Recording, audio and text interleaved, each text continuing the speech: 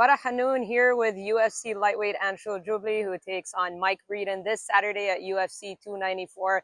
Anshul, this is a huge card. I know you had a great showing in your UFC debut. You get to compete in front of a sold-out crowd. So how excited were you to be part of a card like this? Very excited for whole this week, last week, as soon as I landed here in Abu Dhabi.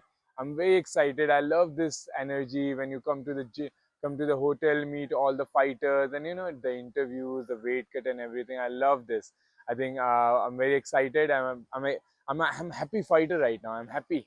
So I think whenever I'm happy, I'm dangerous. I'm very dangerously going there and finishing my breeding. And your UFC debut is kind of like a dream scenario, right? The finish, the bonus. So talk me through that and just how happy you were to get to showcase everything you've shown road to the UFC and before that. Yeah, it's like in my head before that fight. In my head, like I've seen that scenario so many times. So when I won that fight, it was not surprising. I was like, okay, I've seen this before in my dreams. But yeah, after winning it, the excitement was not there. But when I went back home, people were celebrating my win and everything. Then I realized that I've done something. I have the UFC contract now. I have this responsibility to represent my country, my people, and show everyone that India is here. And I know you take a lot of pride in that. You were for a short while the only Indian UFC fighter. Now we've got two, but Yeah. but still, you having that UFC debut. So just talk to me about the reception. After road to the UFC, after you scored that win in your UFC debut, what has the reception been like back home? Yeah, it's reception was huge. Like people are trusting. I think after I won the road to UFC thing, people are now trusting that, believing that we can go in the UFC, perform, win, and become a champion. See, we are not just saying that India is here, India is in the UFC, and we are growing, we are coming. We have now second fighter, Pooja Tomai is in the UFC now, and she's a great fighter, a fabulous fighter. You'll see him killing all these girls in her division very soon, and I believe you'll see in just in 1-2 years there's so many fighters coming up. I know few fighters who are about to sign in the UFC, but I'll not disclose it. But yes, we are here, and we're gonna rule. That's great news for Indian MMA fans. And I know at some point you weren't even sure if you could turn this into a career, right? So Yeah. now to see, I don't think it's a coincidence. We just had another Indian fighter. Now you're talking about something that you may know behind the scenes. I Yeah. don't think it's a coincidence that this is all happening after kind of your impact.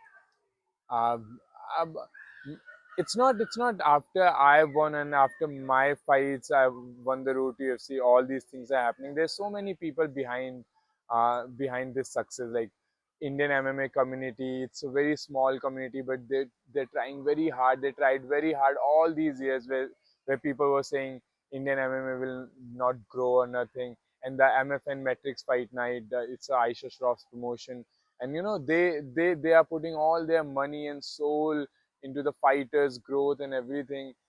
So I think there's so many people behind this success.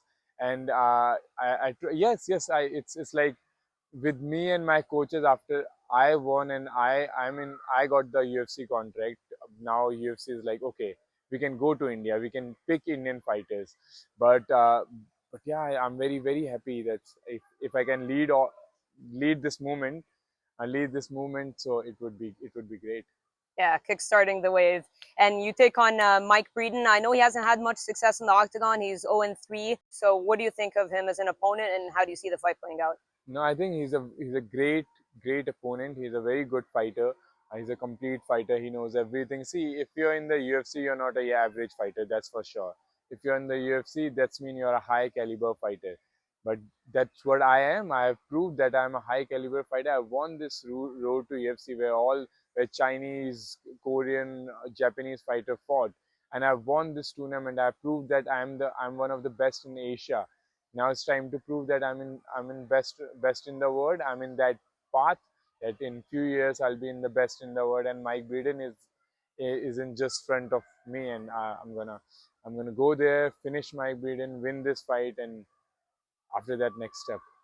And you're a sizable favorite over him. Do you pay attention to odds? Does that add extra pressure, or do you not care about this stuff? No, I have no pressure. Like I prepared for Mike Breeden.